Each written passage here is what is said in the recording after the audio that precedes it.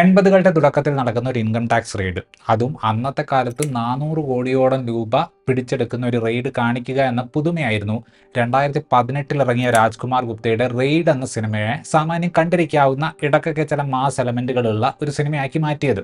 വളരെ സൗഹാർദ്ദപരമായ രീതിയിൽ നായകൻ ആദ്യം വില്ലനെ കാണുന്നതും പിന്നീട് അവർ തമ്മിൽ ഉരസലുണ്ടാകുന്നതും ഒക്കെയായിരുന്നു ഒന്നാമത്തെ റെയ്ഡ് സിനിമയുടെ സ്ട്രക്ചർ. 1989 കഥ നടക്കുന്ന റെയ്ഡ് 2 വരുമ്പോൾ റെയ്ഡിൽ പിടിക്കപ്പെടുന്ന പൈസയുടെ കണക്ക് വലുതാണ്, ഇതിലെ വില്ലന്റെ പവറും സ്വല്പം വലുതാണ്. എന്നിരുന്നാലും കഥയുടെ സ്ട്രക്ചർ ഏറെക്കുറെ പഴയത് തന്നെയാണ്. അതുകൊണ്ട് തന്നെ സിനിമ മുന്നോട്ട് പോകും തോറും ഇതെങ്ങനെയായി മാറും എന്നൊരു ക്യൂരിയോസിറ്റി നമുക്കധികം ഉണ്ടാകുന്നില്ല.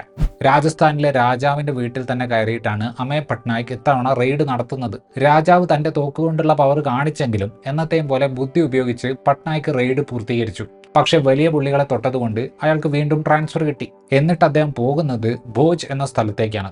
മനോഹർ ധൻകർ എന്ന ദാദാബായി എന്ന രാഷ്ട്രീയക്കാരൻ ഭരിക്കുന്ന ഒരു പ്രദേശമാണത്. ആ നാട്ടിലെത്തിയപ്പോൾ ദാദാബായി ആളുകൾക്ക് വേണ്ടി ചെയ്തിട്ടുള്ള നിസ്വാർത്ഥ സേവനങ്ങളുടെ ലിസ്റ്റ് കണ്ടപ്പോൾ നമ്മുടെ നായകന് അയാളുടെ ചെയ്തികളിൽ ചില സംശയങ്ങളുണ്ടായി. ദാദാബായി നടത്തിയിട്ടുള്ള ടാക്സ് ഫ്രോഡ് കണ്ടുപിടിക്കാൻ അമയ് പട്നായിക് നടത്തുന്ന ശ്രമങ്ങളാണ് നമ്മൾ ഈ സിനിമയിൽ കാണുന്നത്. റെയ്ഡ് 2 ട്രെയിലർ നിങ്ങൾ കാണുകയാണെങ്കിൽ ഇതിലെ വില്ലൻ കുറച്ച് അധികം മനക്കട്ടിയുള്ള ആളാണെന്നൊരു തോന്നൽ അതുണ്ടാക്കുന്നുണ്ട്.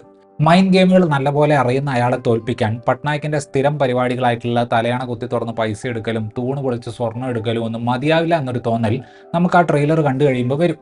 പക്ഷെ സിനിമ കണ്ടു കഴിയുമ്പോൾ ആദ്യത്തെ സിനിമയിലെ വില്ലനേക്കാൾ കുറച്ചുകൂടെ പണവും കുറച്ചുകൂടെ രാഷ്ട്രീയ സ്വാധീനവുമുള്ള അതേ ബുദ്ധിയുള്ള മറ്റൊരു വില്ലനായിട്ടാണ് ദാദാബായിയെ നമുക്ക് തോന്നുക. വില്ലനും നായകനും തമ്മിലുള്ള സൗഹാർദ്ദപരമായ ആദ്യ കണ്ടുമുട്ടലും അതിനുശേഷം സർപ്രൈസായി നടക്കുന്ന റെയ്ഡും പിന്നെ കാര്യങ്ങൾ കൈവിട്ടു പോകുമ്പോൾ കയ്യൂക്കിന്റെ ബലത്തിൽ വില്ലൻ പെരുമാറുന്നതും ഒക്കെ ആദ്യത്തെ സിനിമയിലേതുപോലെ തന്നെ ഇവിടെയും ആവർത്തിക്കപ്പെടുന്നുണ്ട്. പ്രധാനപ്പെട്ട ഒരേ ഒരു ചേഞ്ച് എന്താണെന്ന് വെച്ചാൽ മറ്റേ സിനിമ ഒരൊറ്റ ദിവസത്തെ കഥ പറഞ്ഞപ്പോൾ ഇവിടെ കാര്യങ്ങൾ നടക്കുന്നത് ഓവർ എ പീരിയഡ് ഓഫ് ടൈമാണ്. സാമാന്യം പവർഫുൾ ആയിട്ടുള്ള വില്ലൻ ആണെങ്കിലും അയാൾ കാണിച്ചു കൂട്ടുന്ന കാര്യങ്ങൾ എവിടെയൊക്കെയോ നായകന് അയാൾക്കെതിരെ കുറ്റം തെളിയിക്കാൻ എളുപ്പമാക്കുന്ന ഒരു രീതിയിലാണ്. ഫൈറ്റ് സീക്വൻസുകളിലേക്കൊന്നും അധികം പോകേണ്ടി വരാത്ത തരം ഹീറോയിസം കാണിക്കാൻ അജയ് ദേവ്ഗണിന് അവസരം ലഭിച്ചിട്ടുള്ള ഒരു ഫ്രാഞ്ചൈസാണ് റെയ്ഡ്. ടാക്ടിക്കുകൾ ഉപയോഗിക്കുകയും റിതേഷ് ഷാ എഴുതിയിട്ടുള്ള പഞ്ച് ഡയലോഗുകൾ പറയുകയും ഒക്കെ ചെയ്യുന്ന ഇതിലെ കേന്ദ്ര കഥാപാത്രത്തെ പുള്ളി സ്വതസിദ്ധമായ ശൈലിയിൽ അവതരിപ്പിച്ചിട്ടുണ്ട്. ഇത്തവണ വില്ലനായിട്ട് വന്നിട്ടുള്ളത് റിതേഷ് ദേശ്മുഖ് ആണ്. സിനിമയുടെ തുടക്ക ഭാഗത്ത് ദാദാബായി ഫുൾ കൺട്രോളിലായി നിൽക്കുന്ന സ്ഥലങ്ങളിൽ റിതേഷിന്റെ പെർഫോമൻസ് വളരെ മികച്ചത് തന്നെയാണ്. എന്നാൽ ഞാൻ പറഞ്ഞതുപോലെ ഈ കഥാപാത്രത്തെ എഴുതിയിട്ടുള്ളത് നായകന് എളുപ്പത്തിൽ പിടിക്കാൻ ഭാഗത്തിനായതുകൊണ്ട് രണ്ടാം പകുതിയിൽ ദാദാബായിയുടെ കയ്യിൽ നിന്ന് കാര്യങ്ങൾ പോകുന്ന ഭാഗത്തെ പെർഫോമൻസ് സ്വല്പം വീക്കായിട്ട് തോന്നി. ഇലിയാന ഡിക്രൂസിനെ സിനിമയുടെ രണ്ടാം ഭാഗം വന്നപ്പോൾ അണിയറ പ്രവർത്തകർ വാണി കപൂറിനെ വെച്ച് റീപ്ലേസ് ചെയ്തു. 2 പാട്ടിൽ ഡാൻസ് കളിക്കുക എന്നതല്ലാതെ കാര്യമായ അധികം പണിയൊന്നും ഈ ഭാര്യ കഥാപാത്രത്തിനില്ല.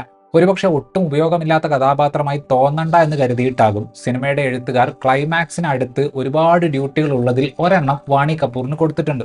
കഴിഞ്ഞ സിനിമയിലെ വില്ലനായ സൗരഭ് ശുക്ല ഈ സിനിമയിലും അതേ കഥാപാത്രമായിട്ട് വരുന്നുണ്ട്. പുള്ളിയുടെ ഡയലോഗ് ഡെലിവറി എല്ലാം കേട്ടിരിക്കാൻ വളരെ രസകരമാണ്. അമിത് സിയാലിന് ഈ സിനിമയിൽ കുറച്ചുകൂടെ പ്രാധാന്യവും സ്ക്രീൻ ടൈമും ലഭിക്കുന്നുണ്ട്. പുഷ്പയൊക്കെ ഓടുന്ന കാലഘട്ടത്തിൽ ഇറങ്ങിയതുകൊണ്ടാവണം ഐറ്റം നമ്പർ എല്ലാം കുത്തിക്കയറ്റി ഒരു പാക്കേജ് ആക്കാൻ വേണ്ടി പ്രൊഡക്ഷൻ കമ്പനി സാമാന്യം നല്ലപോലെ കൈകടത്തലുകൾ നടത്തിയിട്ടുള്ള ഒരു വിട്ടുവീഴ്ച ചെയ്യപ്പെട്ട പ്രൊഡക്റ്റാണ് റെയ്ഡ് 2. തമന്നയുള്ള ഐറ്റം സോങ്ങും പിന്നെ നായകന്റെ കുടുംബത്തെ ഉപയോഗിച്ചിട്ടുള്ള 2 പാട്ടുകളും പിന്നെ പടം തീരുമ്പോൾ ഹണി സിംഗും ജാക്ലിൻ ഫെർണാണ്ടസും വരുന്ന ഒരു പാട്ടും ഒക്കെ ഇതിനകത്ത് കുത്തിക്കയറ്റിയിട്ടുണ്ട്.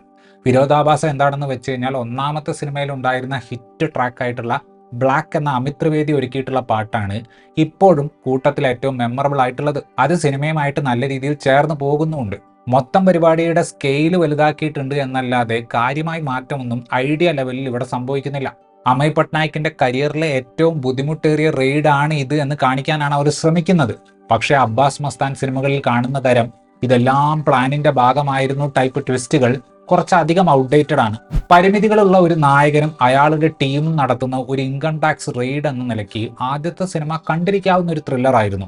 ആക്ച്വലി ആ സിനിമ 80കളുടെ തുടക്കത്തിൽ നടന്ന ഒരു യഥാർത്ഥ റെയ്ഡിനെ ആസ്പദമാക്കിയിട്ടുണ്ടാക്കിയിട്ടുള്ള ഒരു സിനിമയാണ്. എന്നാൽ രണ്ടാം ഭാഗത്തിലേക്ക് വരുമ്പോൾ വലിയ വില്ലനും വലിയ പരിമിതികളും ഉണ്ടായിട്ടും ആദ്യത്തെ സിനിമയിൽ കണ്ട അതേ കഥ ആവർത്തിക്കാനാണ് സംവിധായകൻ രാജ്കുമാർ ഗുപ്ത ശ്രമിക്കുന്നത്. അതിനൊപ്പം ഐറ്റം നമ്പറുകൾ പോലെയുള്ള വിട്ടുവീഴ്ചകളും കാണാം. ആദ്യത്തെ സിനിമ നിങ്ങളെ വളരെയധികം തൃപ്തിപ്പെടുത്തിയിട്ടുള്ള ഒരു സിനിമയാണെങ്കിൽ ഈ രണ്ടാം അധ്യായം തരക്കേടില്ലാത്തൊരു സിനിമയായിട്ട് നിങ്ങൾക്ക് തോന്നിയേക്കാം. ഇത്രയുമായിരുന്നു ഈ സിനിമയെക്കുറിച്ചിട്ടുള്ള എൻ്റെ റിവ്യൂ. വീഡിയോ ഇഷ്ടപ്പെട്ടാൽ ലൈക്ക് ചെയ്യുമെന്നും കൂടുതൽ ഇത്തരത്തിലുള്ള വീഡിയോകൾക്ക് വേണ്ടി ചാനൽ സബ്സ്ക്രൈബ് ചെയ്യുമെന്നും പ്രതീക്ഷിക്കുന്നു. താങ്ക്